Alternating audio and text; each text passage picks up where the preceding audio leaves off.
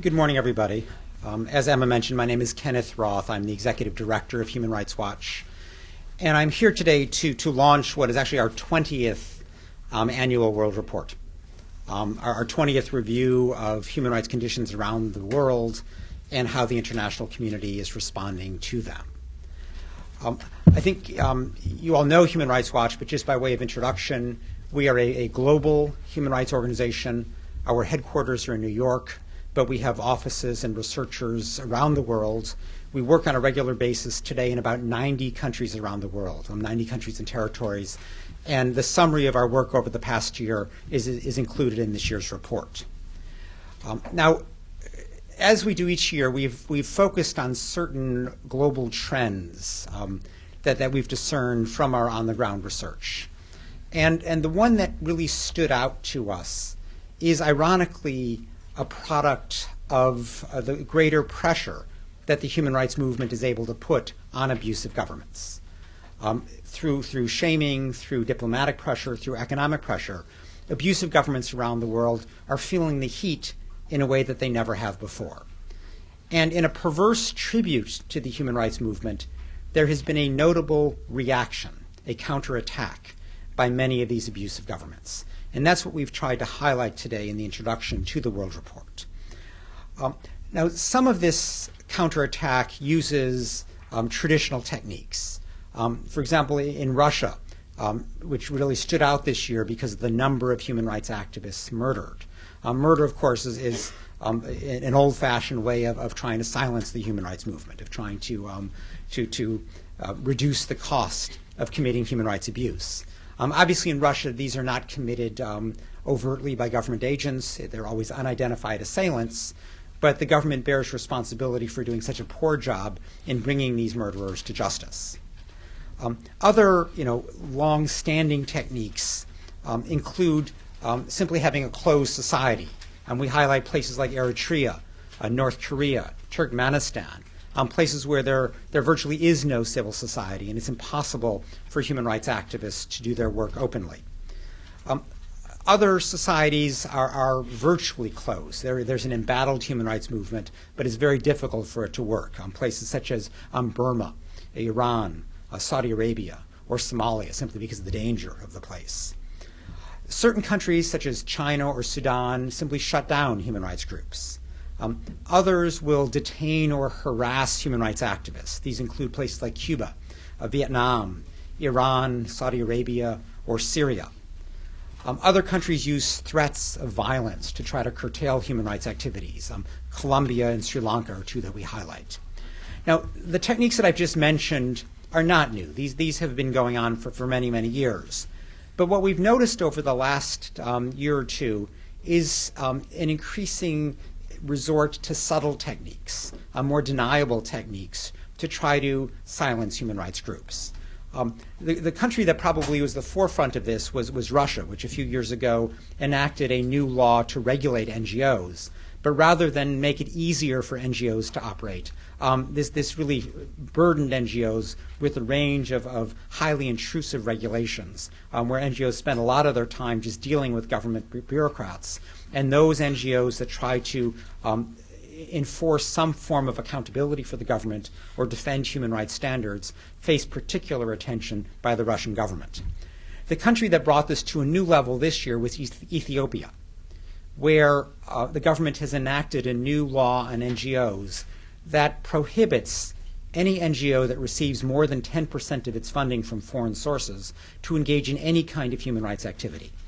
And this has had the effect of virtually decimating the human rights community within Ethiopia because there is no domestic philanthropic tradition for human rights work. Other countries, such as India, have long restricted external funding of human rights organizations. And indeed, even this year, a democracy like Israel, Prime Minister Netanyahu went around trying to cut off funding for Breaking the Silence, the very important human rights group composed of soldiers who had served in Gaza and who were reporting the war crimes that happened there. Another technique that has come to the fore this year has been the disbarment of lawyers. China, Iran, and Syria have all resorted to this technique over the last year. Another deniable technique is to file pretextual criminal charges against human rights activists. We've seen this in China again, but also in Uzbekistan, in Rwanda, where the favored tool is the new genocide ideology law, in Iran, of course, most recently. And a number of governments also use criminal libel lawsuits to try to prevent human rights groups from speaking out. And here again we highlight Russia, Azerbaijan, Serbia, Morocco, and Indonesia, all of which have used criminal libel over the last year. Now, human rights defenders understand that there is a risky business, that there are inherently risks involved in doing this work. And most people I know in the movement are willing to adopt these risks. They understand that that's just part of what they do. But we do call on governments to recognize this counter-reaction, this reaction against the human rights movement, and to begin to stand up for the human rights defenders who really are on the front line of the global defense for human rights. Those governments who ostensibly support human rights in their foreign policy should be devoting special attention to defending the defenders, to protecting the people on the front line of the human rights movement. Now, I should say that this reaction against the human rights movement has not been limited simply to human rights defenders. We've also seen attacks on certain very important human rights institutions. And I'll highlight two of these in my opening remarks this morning. One is the International Criminal Court. And the reaction, the counterattacks were prompted foremost by the arrest warrant sought for Sudanese President Omar al-Bashir. One would have hoped that African governments would celebrate that arrest warrant. Finally, there was an international institution that was paying attention to the plight of African victims. But unfortunately, a large number of African leaders identified more with Bashir than with his victims in Darfur. And led by Syria, which was hosting the African Union summit this past July, I'm sorry, not by Syria, excuse me, by Libya, which was hosting the summit this past July, the African Union vowed not to cooperate with the International Criminal Court's efforts to arrest Bashir. This was extraordinarily disappointing. There were certain governments that in turn distanced themselves from that African Union position. South Africa and Botswana stand out. But it was an unfortunate response to what should have been a positive evolution in the system of international justice. Now, there are various excuses given for this position. One is that the International Criminal Court has so far focused on African states exclusively. And that's a bit of a disingenuous argument because 3 of the 4 situations where the ICC is currently actively involved, it's involved at the invitation of the African government. And the 4th situation, Sudan, is involved not on its own initiative, but because the UN Security Council referred the situation with the acquiescence of the 2 African members at the time, Benin and Tanzania. So this is not a problem of bias on the part of the ICC at all. That said, the ICC has a number of kind of preliminary inquiries going in other countries which we would like to see brought further along to the point of a formal investigation. These include investigations or inquiries currently in Colombia, Afghanistan, Georgia, and Gaza. And it would help if the ICC were to pursue at least one of those non-African investigations. Similarly, there is a problem of ratification. If you look around the world and say, what are the non-African situations that are ripest for ICC involvement, many of them involve situations where the relevant country has not ratified the ICC treaty. And I have in mind, for example, Chechnya, Sri Lanka, Gaza, Iraq. Finally, there is a problem of Western double standards. When the United States opposes efforts to force even domestic prosecutions by Israel of war crimes in Gaza, when it's seen as protecting its own, one understands why African governments feel that they in turn can also try to protect their own. So a more principled position on the part of the West pursuing war crimes wherever they occur by friend or foe would help to break through this unfortunate opposition to the ICC emanating from a number of African governments. The other international institution that was very much under attack in the last year has been the UN Human Rights Council. Now, this is a very imperfect institution. It's one that has been fixated on Israel and has largely ignored many other situations that are worthy of condemnation. The Council is frustrating because if you simply look at the membership, it has a majority of democracies on it. But a number of those democracies, particularly a number of the African governments, are voting not their domestic values, not the way they would treat their people at home, but rather their regional loyalty. And they allow themselves to be guided foremost by Algeria and Egypt, which have come to dominate the African bloc and have convinced it to serve largely as an anti-human rights force within the Human Rights Council in Geneva.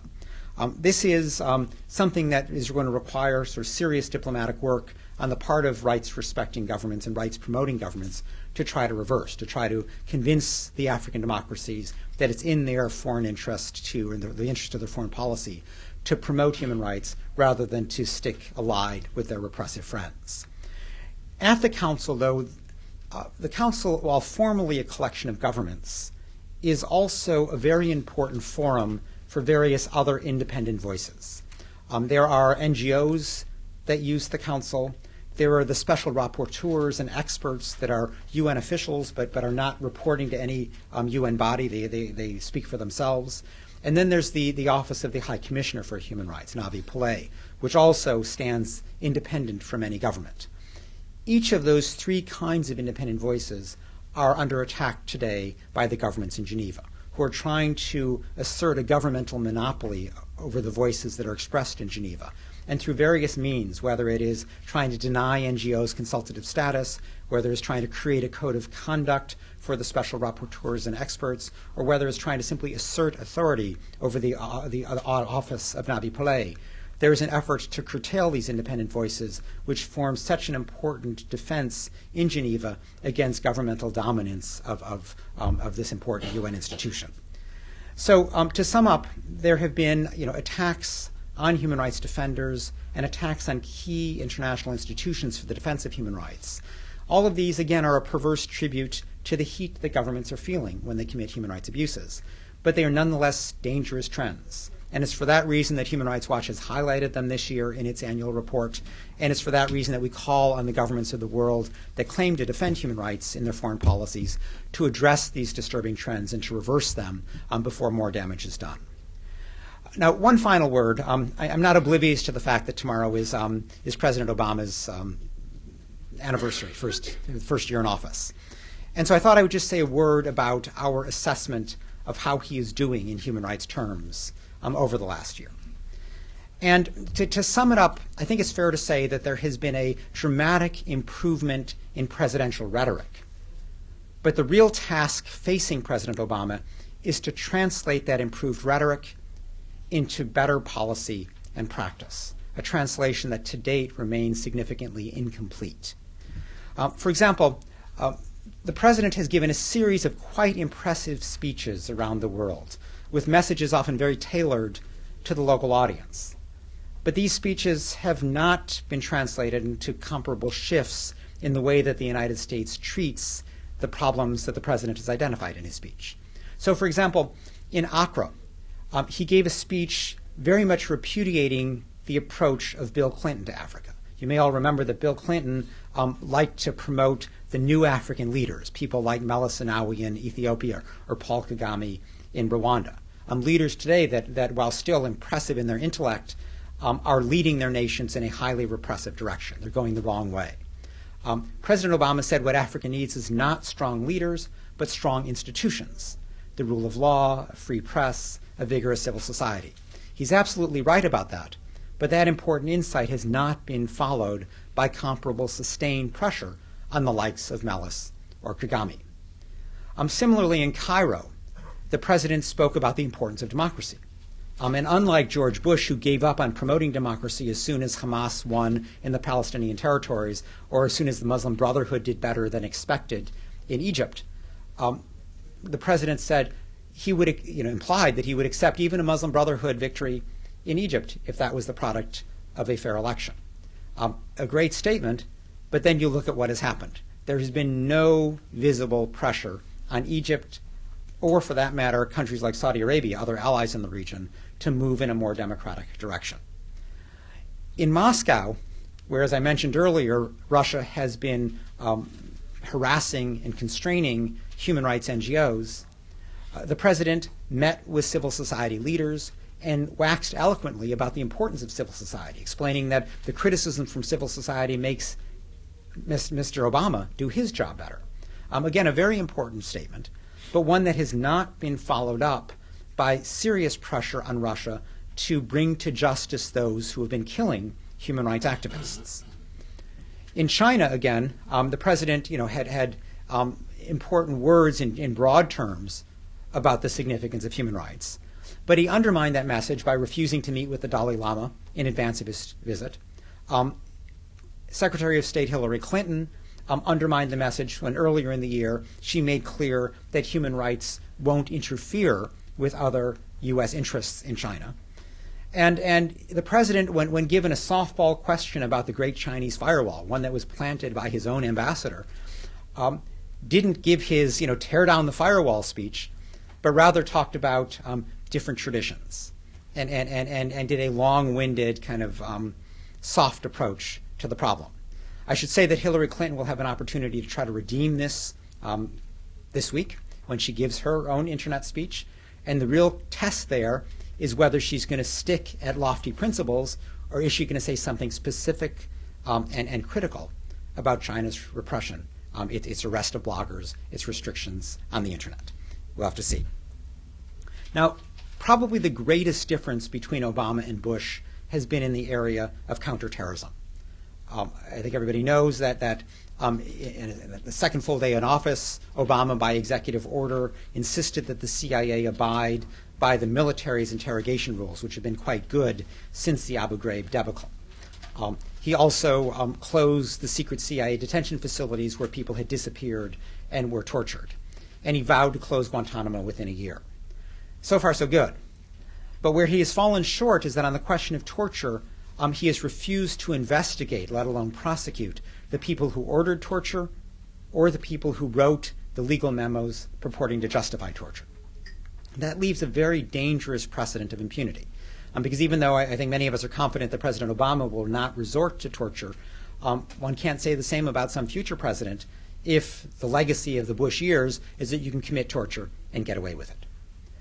Similarly, with respect to Guantanamo, it turns out that when President Obama said he would close Guantanamo, it seems that all he had in mind was the physical facility, not the symbol of Guantanamo. And what Guantanamo symbols to most of the world is the use of military commissions, substandard justice to railroad people to conviction, and the detention of people for long periods of time without charge or trial. And unfortunately, President Obama has not been willing to repudiate either of those two techniques.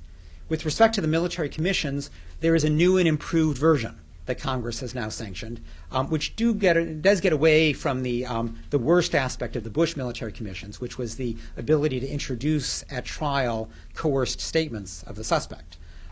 But it nonetheless suffers from a lack of independence, from procedures that are being made up from scratch and don't have the long due process tradition of either the U.S. regular federal courts or even regular courts-martial.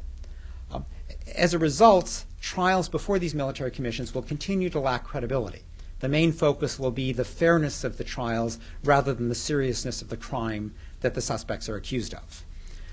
In addition, Obama has refused to repudiate the continued use of long-term detention without charge or trial. He's changed the legal basis for that claim. He no longer insists that he can do this just as a matter of executive authority, the way Bush did. He now relies on Congress's authorization for the use of military force. But the bottom line is the same. He continues to insist that the U.S. government can arrest somebody any place in the world, far from any recognizable battlefield, claim that they are a combatant in the war against terrorism, and detain them until the end of the war, which, of course, will probably never come in our lifetime or theirs. So, the positive steps turned out to be not as large and enduring as we had hoped.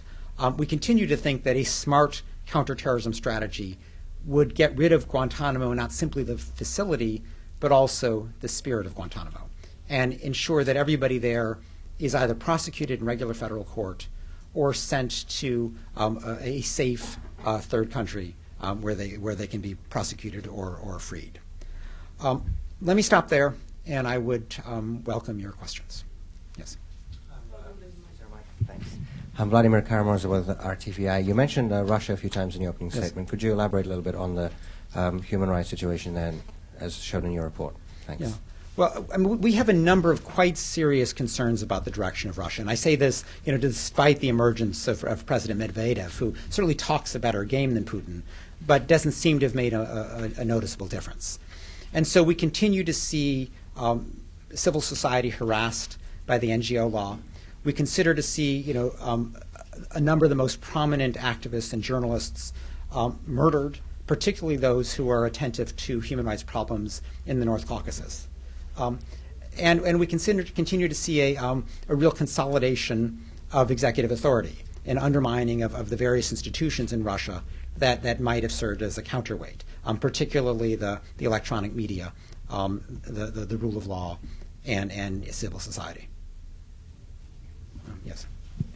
My name is Juan Carlos Iragorri. I'm the correspondent of Semana, the Colombian news magazine. President Uribe of Colombia is maybe he's going to seek a second re-election.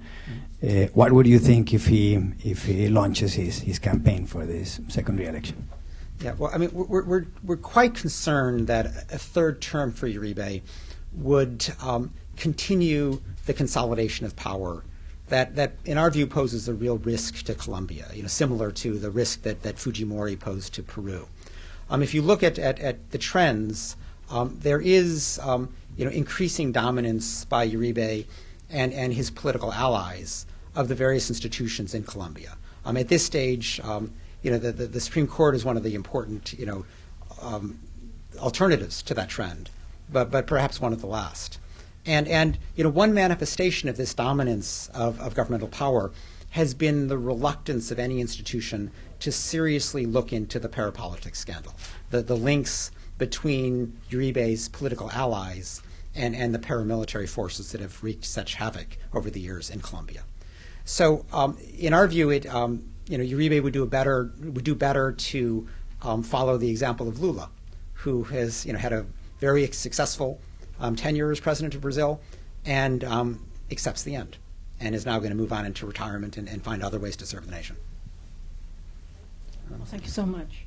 Yes, thank you so much, sir. My name is Rita Gerona Adkins, or Gerona Adkins. Mm-hmm. I write for Asian Pacific American publications, as well as also I correspond for the Philippine Daily Inquirer in the Philippines. Yes. Sir, I noticed that the Philippines is also, of course, in the World Report. Yes. And of course, well, I would like to have your comment regarding this horrific, if I may use that word, the massacre in Mindanao, which what is astonishing and probably alarming about that is that it's not just a typical criminal act, heinous though it may be, but it's also suspected to be linked up and allowed to exude power because of its political connections. Now, just very briefly, is that just as a quick background, is that apparently this family, these warlords, which play political roles in that part of the world, or probably elsewhere in the Philippines, has been also provided by the government and the military of the Philippines as policy weapons to help curb the so-called insurgency. Now, there is where somehow policy and perhaps corruption sort of cohabit. Yeah, well, let me try to address that Would you issue. be able to address I think what that your concern would be yes, towards that regarding human rights violations? I mean, the recent Mindanao massacre, which was truly horrendous, in our view, is really the product of two troubling trends over the year that the Philippine government has allowed to proceed. One is the emergence of various private armies at the behest of certain political figures. And this has been tolerated, particularly when, as in the Mindanao case, the political leader is an ally of the government. And that is an inherently dangerous situation because it means that there are people with political motives who are taking the law into their own hands. This was an extreme case to go and murder the opposition and all witnesses. But you almost invite that when you allow these private armies to exist. Second has been the serious problem of impunity that exists for the spate of killings that have taken place.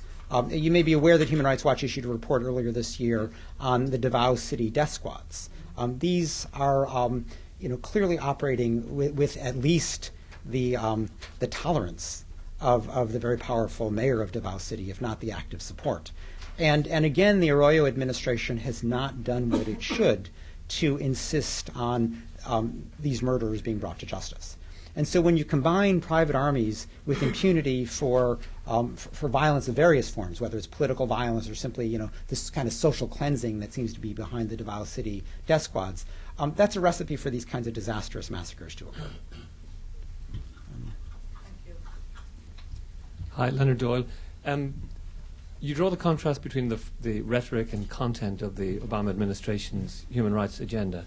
From what you observe at the Human Rights Council and at the UN Secretariat, etc., are we seeing a more realist style foreign policy, or is it all talk and no action, human rights and freedom of expression? Where do you, if you could go a little granular, as they say, on that? Yeah. Well, I mean, let me answer your question, if I could, maybe by focusing on the Council, since I was talking about that previously. We very much welcome the fact that the President authorized the United States to run for a seat on the Council, and that, in fact, it was elected.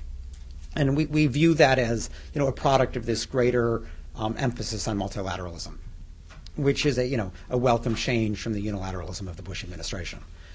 So we give high marks for that initial step. And indeed, one of the first things, in fact, maybe the first thing that the new team in Geneva then did was to sponsor a resolution with Egypt on freedom of expression. And that was significant because Egypt is usually completely on the other side of freedom of expression issues.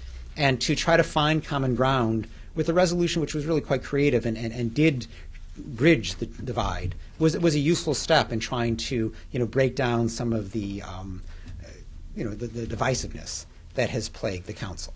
Unfortunately, much of that goodwill was then dissipated when the Goldstone report came out. And in our view, the U.S. should have welcomed the Goldstone report. First of all, because this was the first time ever that the Council had criticized not just Israel, but an enemy of Israel. And for it to go into a conflict and actually look at the two sides of a conflict even-handedly was a very important step forward that should have been applauded. Obviously led by our very respected figure, Richard Goldstone. Also, the problem of impunity for attacks on civilians is, in my view, the biggest obstacle today to progress on peace. We all know what the ultimate peace plan is going to look like. The question is building the confidence to get there. And you can't build the confidence when Hamas is firing rockets at Sderot, and when Israel is laying a siege on Gaza and is killing as many civilians as died during the recent war. So ending the impunity that lies behind those attacks on civilians is critical for rebuilding the trust that will advance the peace process in the Middle East. And the U.S. simply wasted this opportunity. It reflexively condemned the Goldstone report. I'm not even sure it had time to read it. And it is that was a real disappointment because it suggested that whatever change in policy led the U.S. to join the Council had not gone so far as to accept legitimate criticism of an ally, in this case Israel, because there is no doubt that Israel committed war crimes in Gaza. Human Rights Watch has documented those extensively. And it is important that justice be done to prevent a recurrence of those kinds of abuses, to end the cycle of violence and impunity. And the Obama administration squandered that opportunity by reflexively dumping on the Goldstone report. I mean, Israel is often a special case in this environment. In regard to other countries, where do you see them? Well, in the Council, I mean, frankly, that has been the big thing. I mean, it's the U.S. voted appropriately, helped to push on Sri Lanka. I mean, there have been a number of places, on Darfur. I mean, there are other things that have come up where the U.S. has been fine. But I think in a sense the only place that has sort of tested the principles has been Israel. Now, there have been times when they've done better on Israel. I mean, I should give credit where credit is due. When Netanyahu came out and essentially said we need to rewrite the Geneva Conventions to make it easier for us to attack insurgent groups like Hamas, Susan Rice said, no, you don't. I mean, and said, the Geneva Conventions, we very much believe in them, and Obama then reiterated that in his Oslo speech. So it hasn't been pure capitulation in Israel. They did, attempt to put a halt to the settlement expansion, although then, caved on that when Netanyahu didn't go along. So it's been a mixed bag, but I do think the disappointing stance on the Goldstone report does reflect a broader inability to apply principles to U.S. friends. Thank you. Jesus Esquivel from Revista Proceso, Mexico. Yes. I have only one question on my country. You in your report, you criticize the Mexican military in terms of abuses of human rights. President Calderon has just announced the exit of the Mexican military personnel from one of the most violent cities in Mexico, Ciudad Juárez, in the fight against narco traffickers. Do you think it's a good sign, or what are the consequences of that? Yeah. Well, there's no doubt that Mexico has an enormous security problem due to the strength of the drug traffickers. And President Calderon legitimately is trying to address that issue. There is a need to kind of retake the major cities where the drug traffickers are dominant. It's essential, though, that be done lawfully, that be done with respect for the rights of suspects as well as ordinary citizens in those communities. And we're concerned that hasn't happened. There has been a dramatic increase in reported abuse by the military over the last 3 years. And that's not surprising, because the Mexican government to this day insists that any allegation of abuse by the military be judged by the military, not by the civilian courts. And the Mexican military has a horrendous record of bringing to justice its own.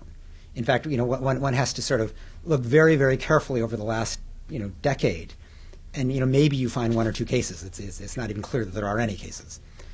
And so, with that degree of impunity for human rights crimes, it's not surprising that violence and abuse by the army is skyrocketing, and that is not going to assist in the effort to defeat the drug traffickers, because to defeat a criminal enterprise like that, you need the cooperation of the local population. And the local population is not going to cooperate with a force that it feels is out of control and abusive. You need to show yourself to be, respectful of the law in order to gain trust of the population to then protect the law against the drug traffickers. Do you think it would be fair to say that the state of the human rights in Mexico is worse than the American? We actually don't engage in those kind of comparative things. I mean, we actually never do. We have a long principle of not making comparisons of that sort. I can say that, I think it's clear statistically that abuses by the reports of abuses by the Mexican military have gone up substantially over the last 3 years. And as I say, I think there's a reason for that. It's the lack of the rule of law exerted over the military. Yes. Very wide of AP. With respect to the U.S., Israel, and others with democratic principles, do you believe that it's possible to counter terrorism without violations of human rights? Yes. I mean, not only do I believe it's possible, I believe it's essential if you're going to do it successfully. I mean, if you take, for example, the father of the Nigerian underwear bomber, he is much less likely to cooperate with law enforcement authorities, as he did, if he feels that the authorities are going to proceed abusively against his son. I know Obama has been criticized for having put his son in regular federal court, but that was absolutely the right thing to do, because if people watch this case and see here is a father who cooperates and the son gets sent off to Guantanamo, that sends a message that you shouldn't cooperate with law enforcement efforts.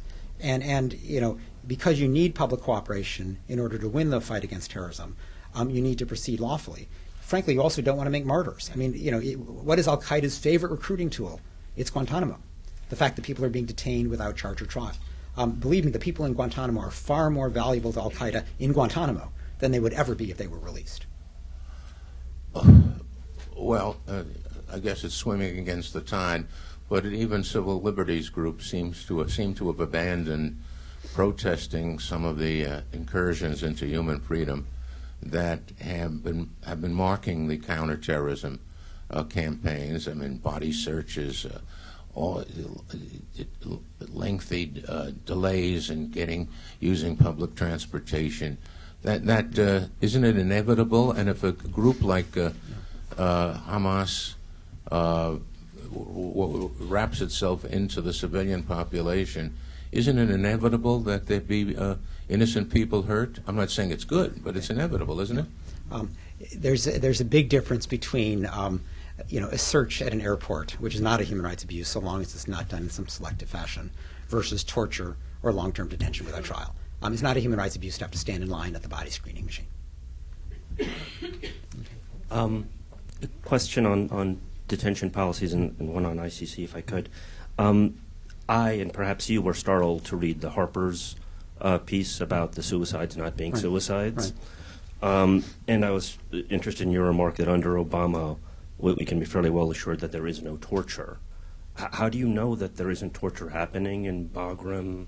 Yeah. You talked about, Guantanamo not just being a physical location, but being an idea. Yeah.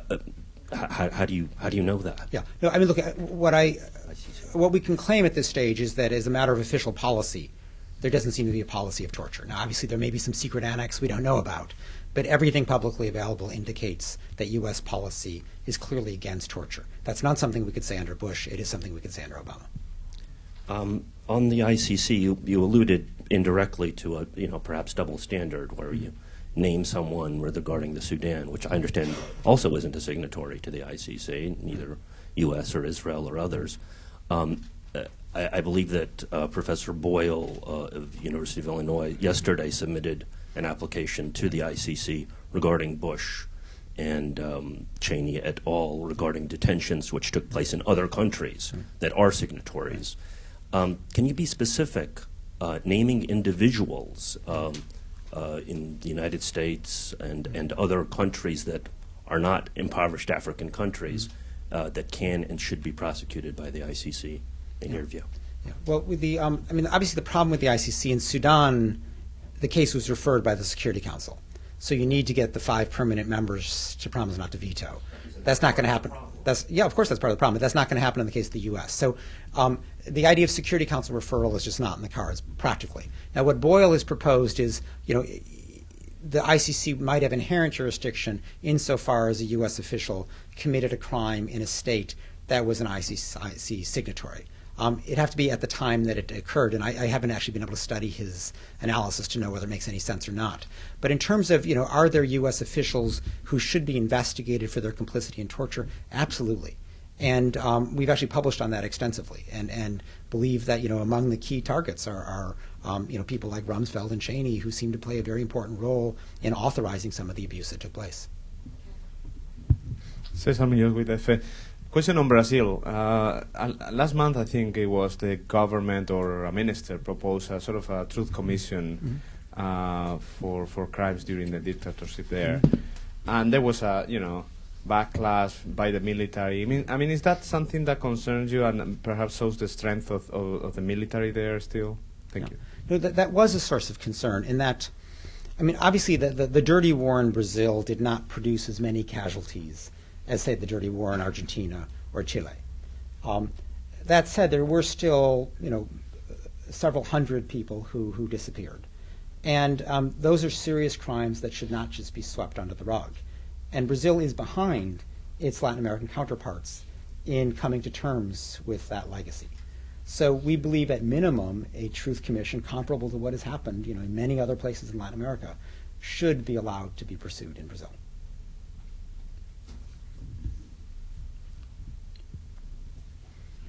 Sergio Gomez from El Tiempo of Colombia.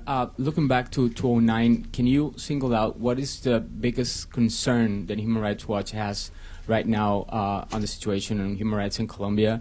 And if you could please give us a brief about the situation in Venezuela. Okay. Well, with respect to Colombia, we have concerns on both sides. Obviously, the FARC continues to execute people, it continues to kidnap and hold people for long periods. Those are serious war crimes which we've been protesting vigorously for many, many years. On the governmental side, let me highlight 2 concerns. One is the continuing failure to really come to account with the extrajudicial executions by the military. There has been, what maybe just a momentary diminution in the numbers in the last year. But apart from the one case that received much publicity, there has not been a real coming to terms with the hundreds that have been killed by the army in the last 5-6 years. We're also concerned about the evolution of new paramilitary groups. I'm not going to say anything more on that because Human Rights Watch actually has a major report coming out on that in early February. But that continues to be a source of real preoccupation. In the case of Venezuela, the trends that we've highlighted in the past very much continue, in that Chavez has been slowly limiting the ability of various institutions to exert pressure on him. In the case of the media, for example, RCTV is obviously now only on cable. It's not broadcasting. Global Vision, the other major broadcaster, is facing severe regulatory pressure by the government. At the same time, the government is insisting that even private stations now have what I think is 3.5 hours of programming a day that's government mandated. There's a real effort to kind of restrain the ability of the media to serve as a counterweight to the government. Similarly, there's been a gradual packing of the judiciary to the point that it really is not an independent entity, so that when people are charged with crimes, there's no ability to ensure that they're going to receive a fair trial. Can I do a follow-up on that? Yes. Can you comment on the release of the army officers that were involved in the massacre from the judicial killings? I can't comment on the particular case, no, but my colleague next to you would be happy to talk to you about it.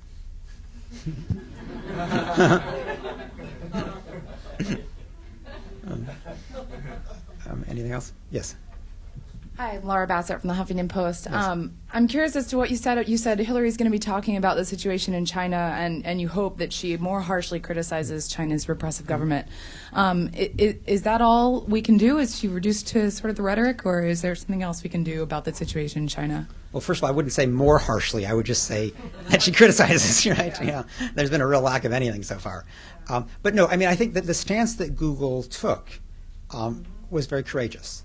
Google, I think, as many of you know, along with Yahoo and Microsoft, are the 3 founding members of the Global Network Initiative, which attempts to, adopt certain standards that make it more difficult for China to censor search. It also deals with the protection of privacy of user information.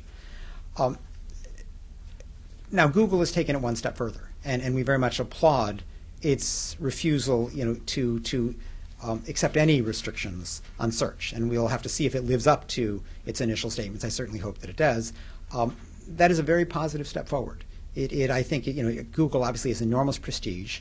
It provides value added as a service that the Chinese people will miss if the Chinese government insists that Google leave, because it refuses to comply with China's censorship rules.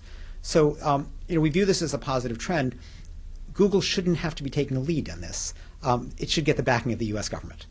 And I hope that Hillary Clinton can move beyond her February talk about human rights not interfering with other U.S. interests and finally get out front on a human rights issue and stress the importance of Internet freedom for the world as well as for the Chinese people. That involves an end to the censorship. It involves stopping the arrest of bloggers and basically allowing the Chinese people to have the same competitive advantage, the same access to the world via the Internet that the rest of the world has. Yes. Jim Loeb, Interpress Service. I know that most of the introduction was devoted to government abusers of human rights and their reaction to the human rights movement. I'm wondering, particularly in the last year with Gaza and the Goldstone report, you have a growing cry within the West from groups saying that human rights groups such as yours are prejudiced, are anti-Israel, are even anti-Semitic. To what extent do you think this poses also a threat or a growing threat to the credibility of the human rights movement or to their work, whether there's a chilling effect in these kinds of charges?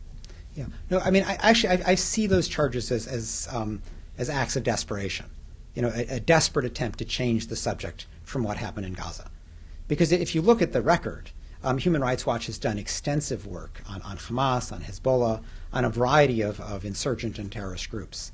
And so, we have nothing to be ashamed of in terms of our long our long history of criticizing and actively working to end attacks on civilians by those groups. Indeed, one of the introductory essays to this year's World Report describes a very important multi-year initiative that Human Rights Watch has launched, our Civilian Protection Initiative, which is designed to promote statements by civil society and political leaders in the Arab world condemning these kind of attacks on civilians.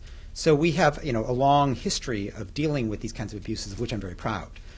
What happened in the case of Gaza is that Israel did a number of things that no Western military doctrine would permit.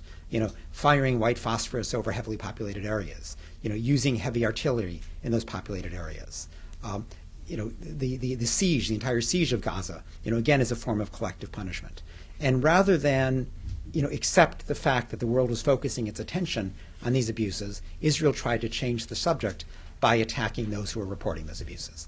And in a sense, the vehemence of those attacks, to me, suggested the depth of the guilt and the depth of the desire to change the subject. Yes. Sure. Again, I guess the question. Not just the superficial, what happened superficially, more or less, what happened with respect to Gaza, but the fact that this effort of criticizing human rights groups such as yours on the basis of prejudice, anti-Semitism, or anti-Israeli feeling is coming from within the West itself, which arguably at least brought civil and political civil rights to the international agenda beginning in the 60s and 70s and so on. Is there any particular long-term, more general significance or threat that's posed by that? I don't see it. I mean, the fact that there are certain supporters of Israel who are trying to launch its defense from within the West and not leave it solely in the hands of Netanyahu, that's nothing new. That's been going on for years. There's been a very deliberate effort to try to undermine the funders of Human Rights Watch. I'm happy to report that we haven't lost a single significant funder because of our work on Israel. There is a community of people who believe in the principles that Human Rights Watch reports, who stick with us regardless of the country that we apply those principles to. And they're not willing to buy the double standard that is implicit in much of the criticism of our work. And so, just as human rights activists face retaliation for this kind of reporting, so often do journalists, bloggers, and others involved in that kind of reporting enterprise. I think maybe the paradigmatic example of that would be Anna Politkovskaya of Russia, who several years ago was killed probably for her reporting on abuses in Chechnya. Just as this year, Natalia Stemirova, a human rights activist in Chechnya, was also murdered for her similar kind of work. So there clearly is a parallel there. Do you see this as a growing trend? I think the trend that I outlined here, this reaction against the reporters, is one that I don't think is limited to human rights groups, but also does extend to others who are engaged in similar kinds of reporting, including journalists. Yes. We'll go back here first, and then we'll come here. Okay. Sam Husseini, IPA Media. Could I ask the same question regarding individuals with regards to Israel and Gaza? What individuals are culpable for war crimes in Israel, as well as Hamas, for that matter? Yeah. I'm not in a position really to name names here, so let me respond to you structurally. And both the abuses by Hamas and by Israel were not the product of bad apples at the bottom of the barrel. Hamas chose to launch rockets into Sderot, or chose to allow other armed groups to launch those rockets. That was clearly a high-level decision by senior policymakers within Hamas. Similarly, the decision to launch white phosphorus or heavy artillery over populated areas of Gaza, or the decision to engage in massive destruction of civilian infrastructure, these were not the acts of low-level soldiers. These were acts taken at the policy level of government. And I think it's precisely for that reason that there has been such a resistance to any kind of independent inquiry within Israel. Because an independent inquiry would not just find that it was one or two soldiers who went awry. It would find that the orders were wrong. And for that reason, the leadership is particularly not eager for these inquiries to go forward. Again, I think this is an example where there is a double standard. In the case of the Sudan, there's pointed, named, specific individuals that can be directly held accountable. Right, and there will be in Israel too. No, you're missing the point. In other words, in Sudan, you've had an investigation. The ICC did its investigation. At the end of the investigation, they named the names. In Israel, we haven't had the independent investigation yet, and so that's why we're urging that. It's quite clear that both with Hamas and with Israel, the accountability goes to a senior level. we won't know those names until you have the kind of independent investigation that has happened elsewhere. So it's not a double standard. We're just at a different level in the process. Goldstone report, your own independent work, that's not going to fulfill that Well, function? it hasn't, in the sense that we, neither Goldstone nor Human Rights Watch had the cooperation this time around of the Israeli government. So I'm not in a position to say that General so-and-so gave this order. I don't know the name of General so-and-so. I do know that it had to be somebody senior. And we do need an independent investigation to get at the names involved. William Lather, Taipei Times. As the relationship between China and Taiwan continues to improve, do you have any concerns about Chinese impact on human rights in Taiwan? Well, obviously the case of Taiwan is still a long ways off from even, a situation in Hong Kong. But, if Hong Kong represents what Taiwan might look like in a closer relationship with the mainland, we would have concerns, because the democracy that has been allowed to prevail in Hong Kong has been a limited one. There continues to be free speech and free association, but the ability of people to elect their representatives freely continues to be restrained at the behest of the mainland. A very quick follow-up to my question regarding the Philippines.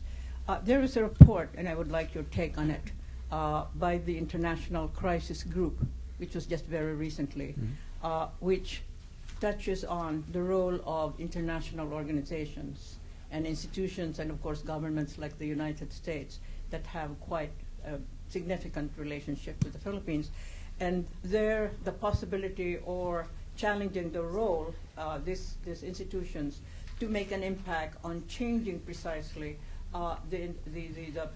the warlord types or the extreme exhibitions of political acts that violates human rights. What is your take on that? Yeah. Well, I don't think that Western governments have put sufficient pressure on the Arroyo administration to address the problem of state-sanctioned violence. This is not state-sponsored violence, but it's violence that the state is tolerating. And I think Hillary Clinton's visit to the Philippines epitomized that. She was asked at a press conference, the predictable human rights question, and she kind of laughed it off by saying, we all have human rights problems. But there's a big difference between the human rights problems that exist in the United States and something like the Davao City death squads. So I think that trivialization of the problem was the opposite of what she should have done. She should have taken this as an opportunity to recognize that there are severe human rights problems in Philippines. The Arroyo administration is not doing what it should to address them. And international pressure for it to act more appropriately is in order.